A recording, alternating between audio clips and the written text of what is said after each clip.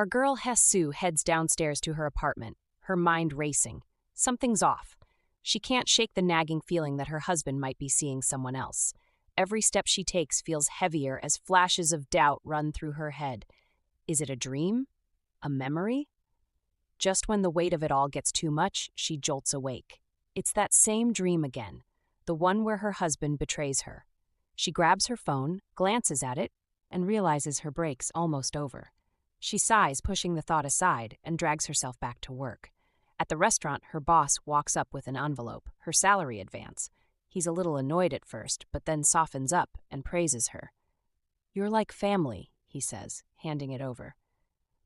Hee-soo smiles but doesn't feel much better. When he asks if everything's okay with her finances, she hesitates. The words spill out before she can stop them. She explains how the high interest rates are suffocating her and how her husband, still just an apprentice, isn't bringing in any money. He listens, nods, and tells her to hang in there. "You'll get through this," he says, like that's supposed to fix everything. The restaurant is busy, and the laughter of couples makes her feel even worse. It stings to see them all so happy and in love, while she feels like her own relationship is slowly fading away. A colleague teases her about how pretty she looks, trying to lift her spirits, but it doesn't quite work. Hae-soo smiles, but inside she knows something's missing. She feels like she's lost her spark, like everything in her life has become gray and dull. When she gets home, it only gets worse. Her husband's passed out in a mess of empty alcohol bottles, a reminder of his failed attempts to escape reality. He barely notices her as she walks in, but then his voice cuts through the air. He starts on her appearance, criticizing her for not wearing makeup, comparing her to younger women who, in his mind, have it all together. As she listens, she feels her chest tighten. He's not done yet. He digs into the dinner she made, complaining about the food as he eats it. She wants to scream, but stays quiet, feeling smaller with every word. She wonders if it's even worth trying anymore. Hee-soo sits in silence, her mind racing. She starts thinking about love, wondering if it's like youth, something that fades away too quickly. Was her tired, broken marriage a result of all the sacrifices she made, or was it because her husband just didn't care anymore? She thinks about the debts piling up and how her husband had borrowed money in her name without telling her. She feels a rush of anger and frustration, but pushes it down. Instead, she tells herself to keep going, to keep working hard, because maybe that's the only way things will get better. At work, something unusual happens. A customer catches her eye. He's a regular, known as the Rose Guy, because he buys flowers every day. But today, he asks for her specifically. Hee-soo is caught off guard. She doesn't know what to make of it. There's a strange mix of curiosity and discomfort. It feels different from her usual, predictable days, like a small spark in the middle of all the routine. Her thoughts shift back to her hectic schedule when a colleague notices her worn-out diary. He asks about the hours she's been working, and though she brushes it off, she can't deny it. The truth stares her in the face. She hasn't had a real break since she became an adult. Work consumes every moment. And then her mind drifts back to her husband's betrayal, both the emotional and financial kind. She tries to push it aside, but sometimes the weight of it all overwhelms her. The sadness creeps in, and for a second she wonders if there's any hope left. But she holds on, clinging to those tiny moments of hope, unsure if they'll be enough to carry her through all of this. Hee-soo starts arranging the flowers that the Rose Guy had ordered. As she works, her mind wanders. She can't help but think about the types of people in the world. Some are the stars of their own stories, like the heroes in books or movies, always in the spotlight. And then there are others, like her, who are just background characters, barely noticed, always overlooked. It frustrates her to no end.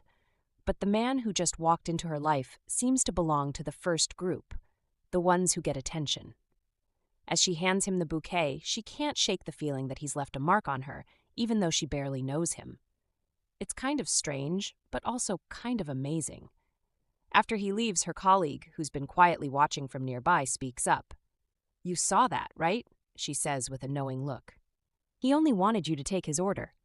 I think he came in here because of you. He only shows up on weekdays when you're working. He's never even said a word to me or the boss." Hae-soo blinks, still a little confused by the whole thing. But this is the first time I've seen him, she replies. Her colleague is shocked, her eyes wide. What? Are you serious? How can you not know him? He's been coming in every single day for months, buying flowers. Hae-soo pauses. Now that she thinks about it, she does remember making a similar bouquet for him every time he came in, but she hadn't really paid attention to him before. Her colleague shakes her head, like she can't believe what she's hearing. I know it's tough to remember all the regulars, but come on. How could you forget a guy like that? I can still picture the handsome guy I saw on the subway 10 years ago. Then she adds with a grin, I'm telling you, he's into you. You should take a chance and talk to him. Hae-soo rolls her eyes and tells her colleague to stop talking nonsense and get back to work. But her colleague isn't convinced. She insists it's not nonsense and points out how the rose guy was only interested in her. He only comes in when she's working, and he's never talked to anyone else. Hae-soo brushes it off, but she can't help but think about it. It's funny, considering how little attention her husband shows her. Her colleague doesn't let up, suggesting Hee-soo should consider the idea, saying they might be a good match. Hee-soo sighs, saying she's already taken. Her colleague is shocked. Really? You should have told me sooner. What's he like? Later that night, Hee-soo's husband walks in, looking drained. He groans about being tired and asks for some water. Hee-soo glances at the tea, then tells him there's only a little left and it's still hot. He tells her to add ice and heads to the shower. Hee-soo picks up his clothes and tidies the bed before lying down, waiting for him. When he finishes his shower and gets into bed, he notices something off. He reaches for her, but she doesn't respond. He wonders why she's so still. It's like she's not even there. He asks if she's asleep, but she says no. He complains that she's not reacting to him, frustrated that she's not engaging. She tells him she's just tired. He snaps, saying he works hard too, with all his part-time jobs. She's not interested in arguing, so she tells him to forget it, turns away and falls asleep. The next morning, Hee-soo's alarm rings at 6 a.m. Even though her shift doesn't start until 8, she gets up early to make breakfast for her husband. She's careful to work quietly so she doesn't wake him. Min-cheol refuses to eat without fresh soup, and he won't touch reheated food, so she always makes it fresh. Once she's done, she checks the time and thinks about how she's the one who's hungry now. She quickly gets ready for work, leaving the house with an empty stomach. On her way out, Hee-soo smiles and greets her neighbor, then heads to work, and quickly gets everything ready for the day. A customer walks in, and Hee-soo looks up to see it's the rose guy from yesterday. He asks for the flower arrangement he ordered, and she hands him the receipt, letting him know it will be ready soon. Just as he reaches for the receipt, Hee-soo's stomach growls loudly. She feels embarrassed and wonders if he heard it, but she brushes it off. Then, her colleague enters with a box, notices the rose guy outside and points him out. She watches him walk with admiration, clearly impressed by his presence. He's like a model, her colleague thinks to herself, clearly captivated by his looks. The rose guy orders a coffee and sandwich, then heads back into the shop. Hee-soo hands him the flower arrangement, but as he leaves, he forgets his sandwich on the counter. She quickly runs after him, calling out to return it. He turns and offers her the sandwich, explaining it's a gift, and adds the coffee too, reassuring her it's safe to drink. Hee-soo stands there confused, unsure what to make of it, but accepts both items. Her mind is filled with questions as she heads back inside. Her colleague, still buzzing with excitement, points out the sandwich and coffee he left behind. She insists it wasn't an accident, but a clear gesture of interest. Hee-soo stops and thinks about it, reflecting on her colleague's words, wondering if it really means something more than just a kind gesture. She's staring at her reflection in the window, and let's just say she's not looking her best. Tired, blotchy skin, the whole works. She's wondering if she looks so worn out that people would feel sorry for her and try to help her out. But then another thought pops into her head. What if someone's actually interested in her, not just feeling pity? She's trying to shake off the idea, thinking that getting her hopes up might just lead to disappointment. She's deciding to set some boundaries just in case, and not get too caught up in possibilities that might never happen. Her colleague is being super nosy, asking all sorts of personal questions, and she's trying to navigate this conversation without revealing too much. She's remembering a past chat with her husband, Mincheol, where he got pretty upset with her for sharing their private stuff with others. He made it clear that their post-divorce living arrangement was not something to brag about, and she's trying to respect that. But at the same time, she's feeling a bit defensive, like she needs to clarify that Mincheol is indeed her husband, even if their situation is a bit unconventional. She's confirming the facts, but also trying to shut down the conversation, like, let's just move on from this topic already. Mincheol is sitting at his desk, sipping on a cup of coffee and feeling pretty good about himself. A female colleague brought it to him with a sweet note, and he's enjoying the attention. He can't help but notice how charming and energetic she is, and he's thinking about how nice it is to be around someone so young and vibrant. As he's chatting with his coworkers outside, they start gossiping about the woman who brought him coffee and how she might be interested in someone new at the office. When they ask him if he's single, he owns up to it, and they start teasing him about pursuing her. He's laughing it off, but he's not entirely dismissing the idea either. Hee-soo is folding clothes at home, while Mincheol is chilling in front of the TV. Their conversation is a bit tense, with him talking about work and money. He mentions that with his income, they could pay off their debts faster and even get remarried. But Hae-soo is not having it, especially since he brings it up all the time. He's joking around, saying she'd be lost without him, but also warning her not to nag him too much. Then, he randomly asks for cash to buy some fancy cologne, saying he wants to fit in with the cool guys at the office. Hae-soo is hesitant, but eventually leaves the money and a note for him, probably thinking, just get the cologne already. Hae-soo is lost in thought, stressing about their financial situation and how they're barely scraping by. She's thinking about picking up extra shifts to cover their debts, but it's all feeling a bit overwhelming. Just then, she overhears a customer talking about marriage and the sacrifices that come with it, and she starts wondering if she's been doing enough in her own relationship. Has she been too distant or unaffectionate? She's deep in thought when a new customer walks in, and to her surprise, it's the same guy from the flower shop who left that mysterious rose. She's caught off guard but tries to play it cool. Hee-soo is standing in front of a group of customers, trying to compose herself when she sees a familiar face. It's the rose guy again. She's momentarily stunned, but quickly recovers and greets them with a smile. As she's taking their order and showing them to their table, her mind starts wandering back to a conversation she had with a colleague at the flower shop. They were teasing her about the rose guy, saying he was probably interested in her and buying flowers just to impress her. Hee-soo is trying to brush it off, telling herself she's not interested and never wanted the attention in the first place. But the memory is still embarrassing her, especially since the young man is now sitting right in front of her, and she's finding it hard to meet his gaze.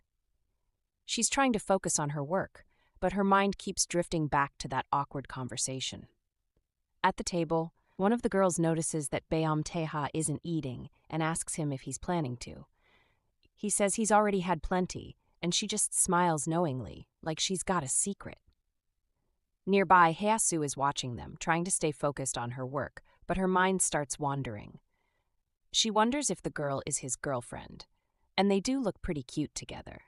Maybe the flowers he buys every day are for her? Hee-soo mentally scolds herself for getting distracted, trying to get back to work. But then, the girl notices Baeom-tae-ha looking at Hae-soo and calls him out on it. His friend starts teasing him, saying it's probably just a habit of his. They're all joking around, but then the girl asks if he knows Hae-soo, and he admits they do. She looks a bit annoyed, but not totally surprised. Later that evening, Hae-soo is getting ready for bed when she accidentally rips one of her clothes. She thinks about how her husband will react and decides to sew it instead of throwing it away. Her husband is lying on the bed, and he asks her why she's sewing instead of resting. He takes the garment from her and makes a comment about its condition, assuming she's hinting for new clothes. She assures him she's not, and she'll just keep wearing it because it's still usable. but then he starts getting a bit condescending, saying that men don't like women who are pitiful. Despite his words, he pulls her close and reminds her that he stays with her despite her flaws. She acknowledges what he's saying, but she's trying to hide her frustration. It's like she appreciates the sentiment, but the way he's saying it is just a bit annoying. Hee-soo is getting ready for a rainy day, checking the forecast and preparing her umbrella. She finds 2 umbrellas in the drawer, one of which is still in decent condition, and decides to use that one, leaving the other for her husband. Meanwhile, at her husband's office, a colleague is about to grab a cup of coffee when she sees a bug and freaks out, clinging to him for protection. He thinks it's adorable, and her over-the-top reaction is a nice change of pace from Hae-soo's usual calm demeanor at home. At the flower shop, Hae-soo's colleague is waiting for a familiar customer to arrive, and when he finally shows up, she's excited to help him with his usual bouquet. Hae-soo, feeling a bit awkward, tries to avoid the reception area, leaving her colleague to handle the transaction. As he leaves, she decides to stop avoiding him, hoping that her embarrassment will fade with time. Later that evening, the rain is pouring down, and Hae-soo's umbrella breaks, leaving her stranded.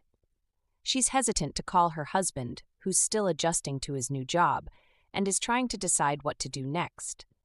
Just as she's contemplating waiting out the rain, she feels a presence above her, and looks up to see the young man from the flower shop holding an umbrella over her head.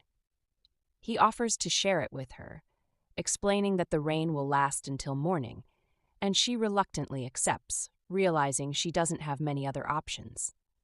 As they walk home together under the umbrella, Hae-soo can't help but think that the sky is mocking her for getting into this situation. She's trying to avoid the man, but now they're stuck together, and she's grateful for his kindness. She says thank you, but then they just walk in silence, the only sound being the rain. She's a bit disappointed that he's not saying anything, but at the same time, she's relieved that the awkwardness isn't as bad as she thought.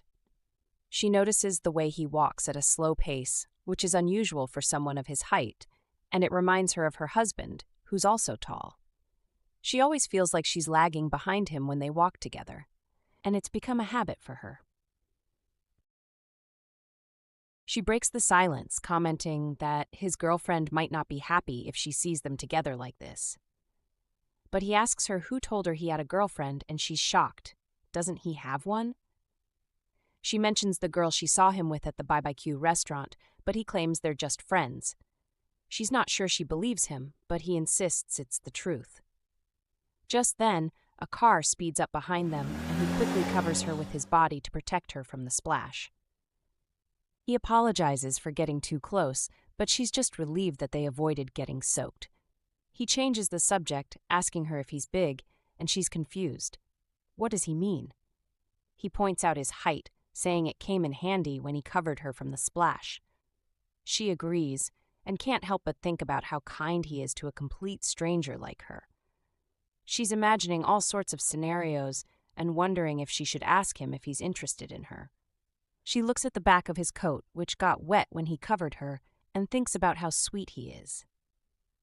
She's torn between being grateful and drawing a line, unsure of what to do next. She's asking him why he's being so kind to her, and he's admitting that he had an ulterior motive. He wanted to get to know her. She's not interested, and she's telling him that he's young and popular, so why would he want to date an older woman he doesn't know? He's asking her why he can't get along with older women, and she's telling him that it's just not possible. She's trying to shut him down, but he's not giving up. She's finally had enough, and she's telling him that she's home, thanks him for the umbrella, and is about to walk away. He's asking her if they'll still be strangers, and she's agreeing. But she's surprised when he quickly agrees and takes off. She's watching him walk away, and she's thinking about how weird it is that he's being so obedient. She's wondering how he ended up being interested in someone like her, and she's assuming it's just because he's young. She's getting inside the house, and she's realizing that her husband, Mincheol, didn't take the umbrella she left for him. She's deciding to go pick him up at the company, but she's worried that he might not like her showing up at his workplace. She's waiting outside the company, but she can't find him, and she's trying to call him, but he's not answering. She's blaming herself for not calling him first, and she's about to leave when she sees him coming out with a woman under an umbrella. The woman is wondering why Hae-soo is staring at them, and Min-cheol is introducing her as his family. Just family. Hee-soo is apologizing for not knowing the woman, and they're saying their goodbyes. Min-cheol is joining Hee-soo under her umbrella, and he's asking her why she came to pick him up without asking him first. He's saying that it's not like her to be nice, and he's wondering what's going on. Hee-soo is standing still, not moving, and Min-cheol is asking her what's wrong. She's asking him who the woman is, and he's telling her that it's Ari, a coworker. He's noticing the expression on her face, and he's adding that Ari is just a friend. He's asking her if she thinks everything is about attraction between men and women, and she's saying that it's not. He's telling her to calm down, and he's asking her if she's stressed because she doesn't have any friends. He's saying that in their society, people aren't supposed to meet the opposite gender, but nowadays people meet colleagues and friends, and it's no big deal. She's trying to shake off the feeling of embarrassment, but then she hears Beom Taeha's voice in her ear, and she realizes she might have missed an opportunity. The next day at the flower shop, her colleague is complaining about the large order they received, saying it's not even peak season. She's asking if they can get paid for extra time, saying she feels like she's going to collapse. Hee-soo offers to take over the rest of the job, and her colleague thanks her, appreciating the offer. She's hoping they don't get any more customers, except for maybe one person, the guy who always orders roses. Seeing his face always gives her a boost. Just then, Beom Taeha walks in, and she's happy to see him. She notices he looks even more handsome today, and she's wondering what he's going to order. But instead of saying anything, he just walks past her.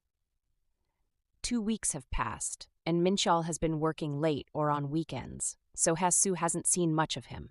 After she told Beom Taeha they couldn't be acquaintances, he seemed to lose interest and disappeared from her life. Hee-soo is lying in bed, worrying about Min-cheol and hoping he got to work safely. Just as she's drifting off to sleep, a customer comes in and orders some pork belly. The customer starts chatting about his friend who got divorced and how he feels about it. He's saying he's glad he doesn't have to listen to his nagging wife anymore, and he's laughing about not feeling awkward sitting close to a young employee at a bar. They're cheering and encouraging him to enjoy his second youth now that the company is growing.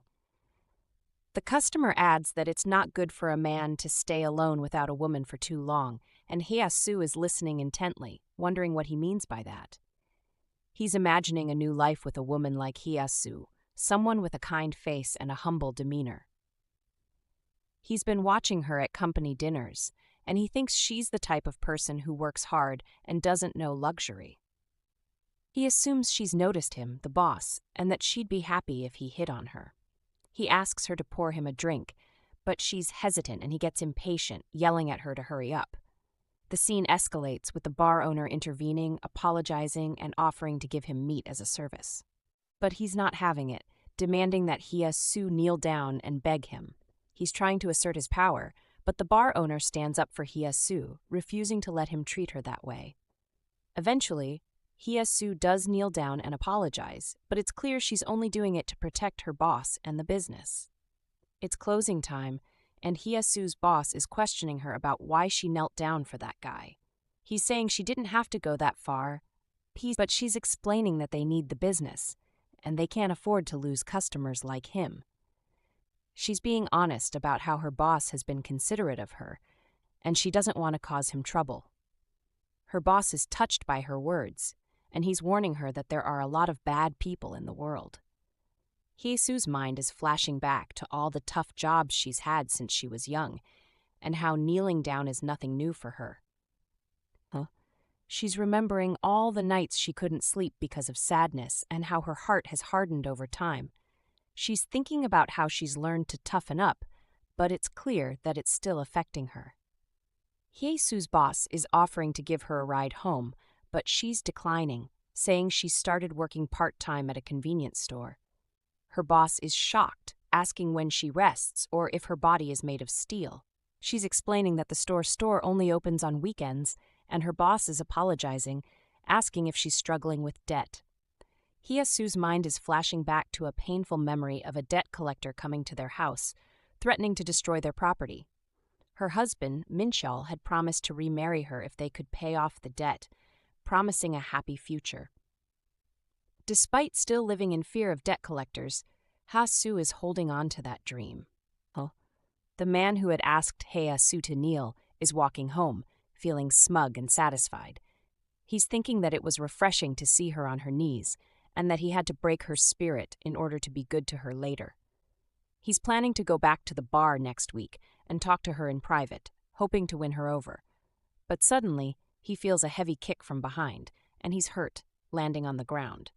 He's wondering who did it, and if they know who he is. It turns out to be Beom-taeha who's attacking him.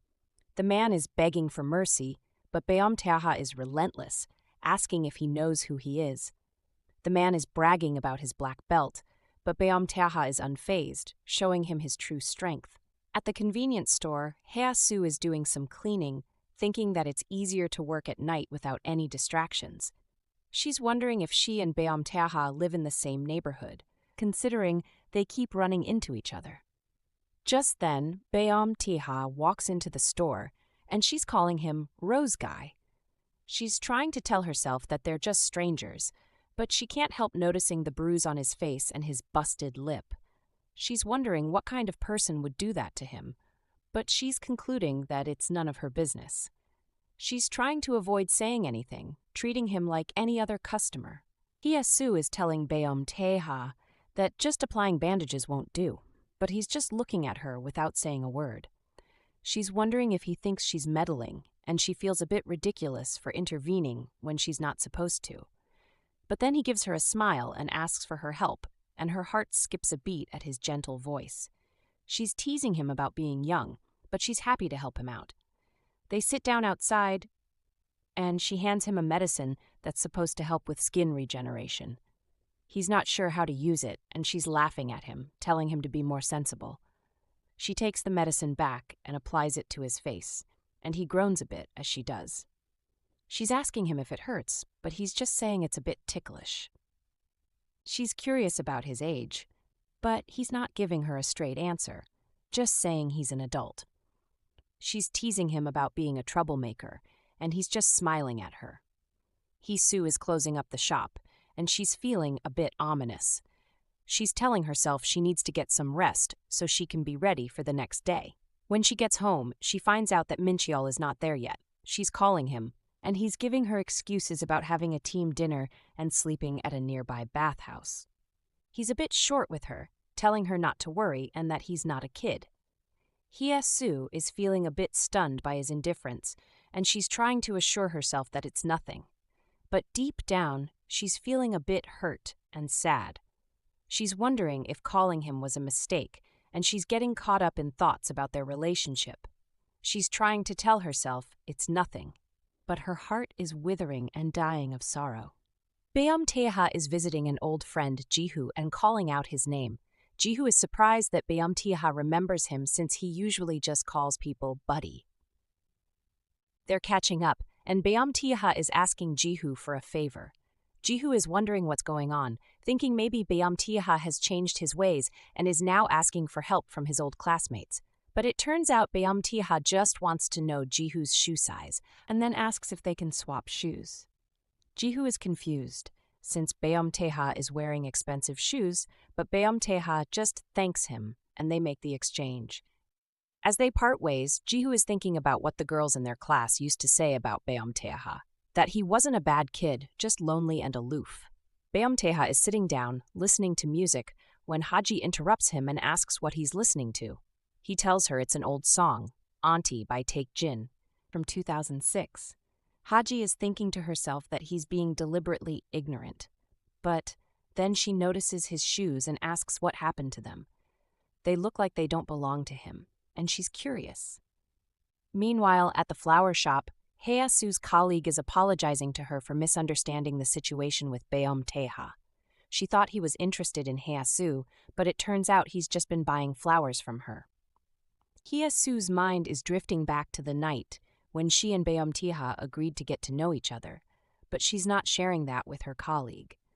Her colleague is just dreaming about Beomtaeha's voice and how cool it sounds. Beomtaeha is walking into the flower shop, and he's heading straight for Hee-soo's table.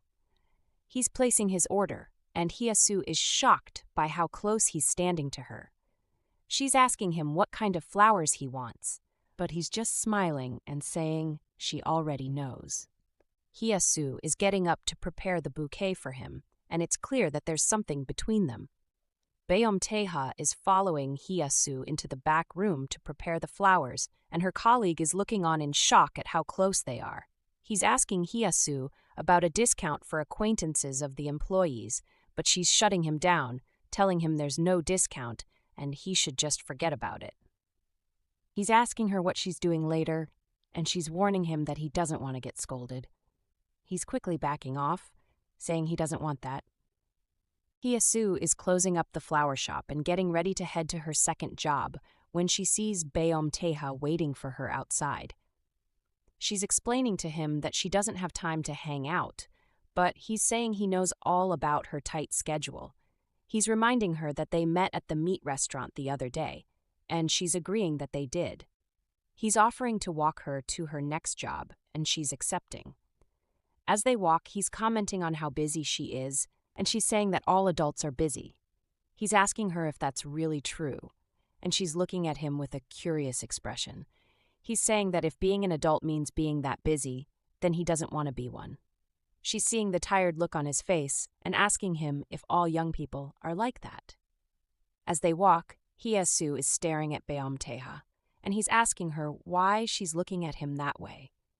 She's asking him how tall he is, and he's telling her he's 190 centimeters. She's thinking that her husband, Minchul, is only 180 centimeters, and Beomtaeha seems even taller. Beomtaeha is teasing her about being interested in men's heights, but she's just saying that after 13 years with Minchul, she's just used to thinking about it.